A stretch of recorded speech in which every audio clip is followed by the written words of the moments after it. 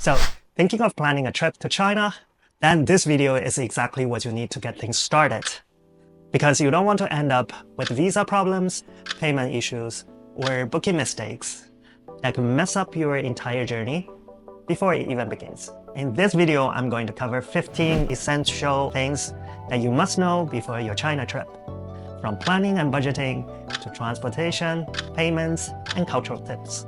Everything you need to make your trip smoother, easier, and way more fun. Alright, explorers, time to projecting.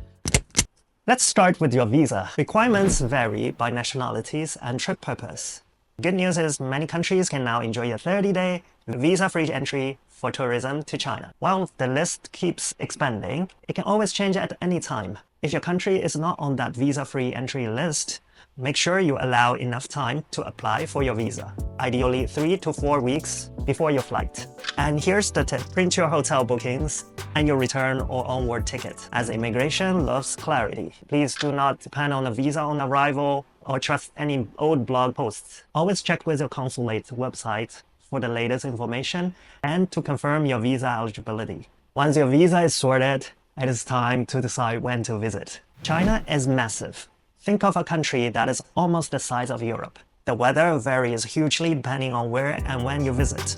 You will find distinctive 4 seasons: spring, summer, autumn, and winter. Pick your timing based on what kind of experience you would like to have: flower blossoms, mountain hikes, golden autumn leaves, or snow festivals. I have created a free China travel inspiration guide that shows which regions shines in which season. You can download it from the link in the description box down below. The easiest window for comfort are March to May and September to November. Try to avoid Golden Week, which is the first week of October, as crowds and prices both spun.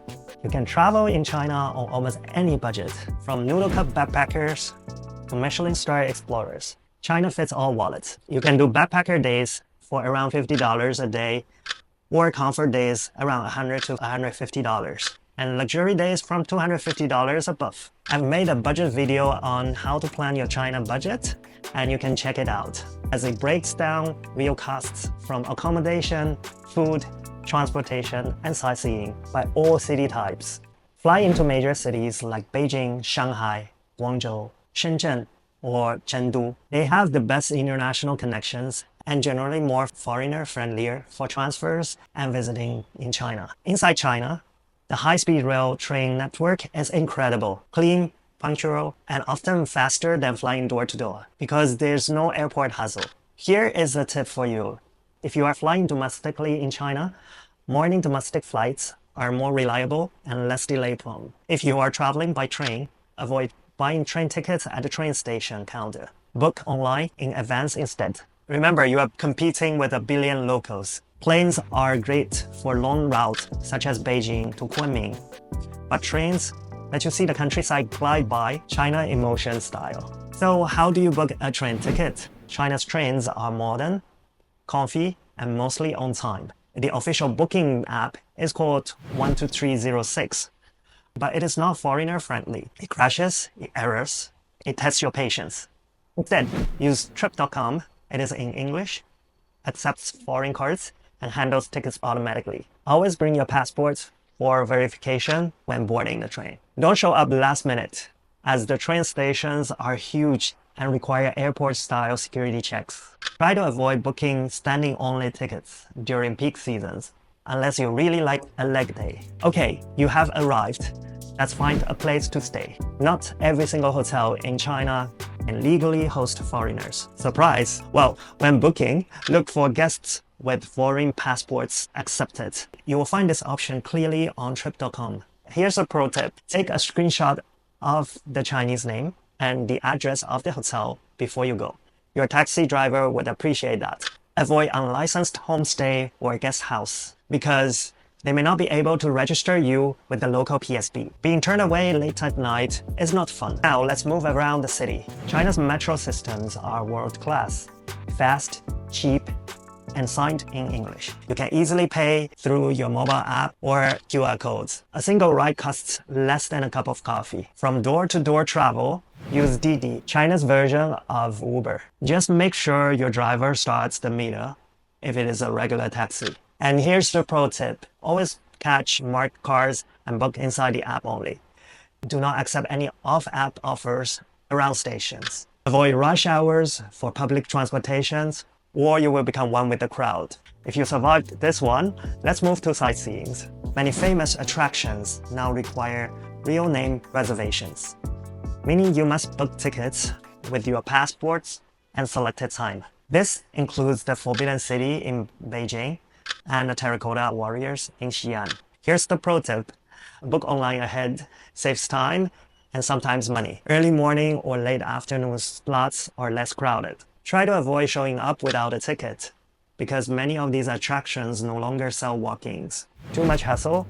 Let's talk about day tours. For places like the Great Wall, Zhangjiajie, or Yellow Mountain, tours can save hours of planning. Use Get Your Guide or Trip.com as they offer English-speaking guides and small groups.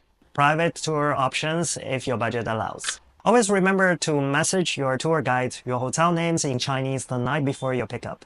This will save confusions and makes your morning pickup smooth. Avoid picking the rock-bottom tours with no reviews, as those tours usually rely on the commissions you spend in the souvenir shops they bring you into. If you're like me and cannot live without the internet, connectivity is survival. If your phone supports eSIM, set it up before landing. Otherwise, buy a local SIM card at the airport or grab a pocket Wi-Fi if you are in a small group. Here's the tip that you will need a VPN or eSIM if you want to use Instagram, WhatsApp, or YouTube. The Great Firewall is very real. Avoid landing unprepared. Download tours is harder behind the Great Firewall. No Wi-Fi, that's not a vacation. That's a meditation retreat.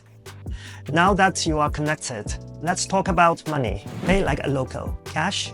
Forget about it. China runs on mobile payments. The good news is, foreigners now can use Alipay and WeChat Pay with their international cards. Here's the tip. Add your card, verify your ID, and test it with a small purchase. A bottle of water or a cup of coffee will do. Try to avoid shady top-up services or trying to activate everything when you are only at the cashier. But always carry a little bit of cash just in case. Paid your bubble tea? Great. Let's find your way to the next one. In terms of navigation, Google Maps won't help you in China. Instead, use A Map or Apple Maps. Both are reliable and bilingual. Here's the pro tip.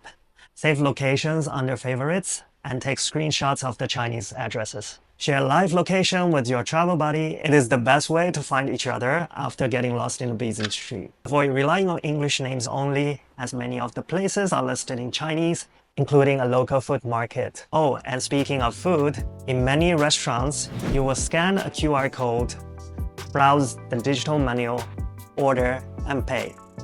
No waiter needed.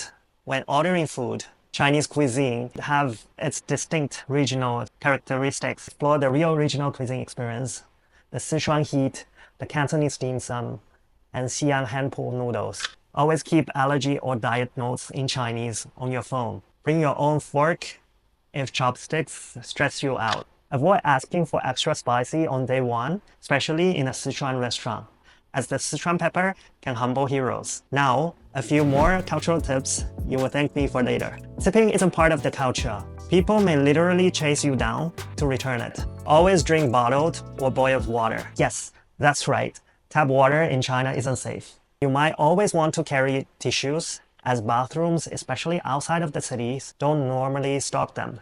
And yes, many toilets are squat style. Consider it part of your leg day workout. For Muslim travelers, prayer rooms do exist in major cities, and halal restaurants options can be found too. Here's a pro tip.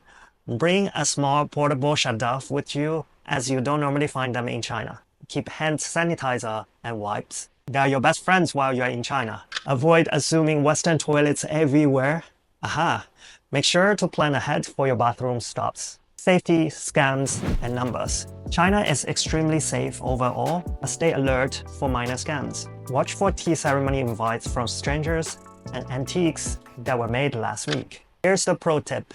Remember these emergency numbers: for police, 110, for ambulance, 120. Avoid flashing valuables or carrying your passport loosely. Use the hotel safe or a slim belt when traveling. And that's it. Now you are officially China ready. So now you know the visas and the payments to chopsticks and toilets. You're ready to explore China like a pro. If you're feeling overwhelmed by all this information, I've created a pre-trip guide you can download from the description box down below, as it has all the information that I mentioned in this video in a PDF format. My name is Lee, and this is Project CN. Project out for today. I will see you in the next one.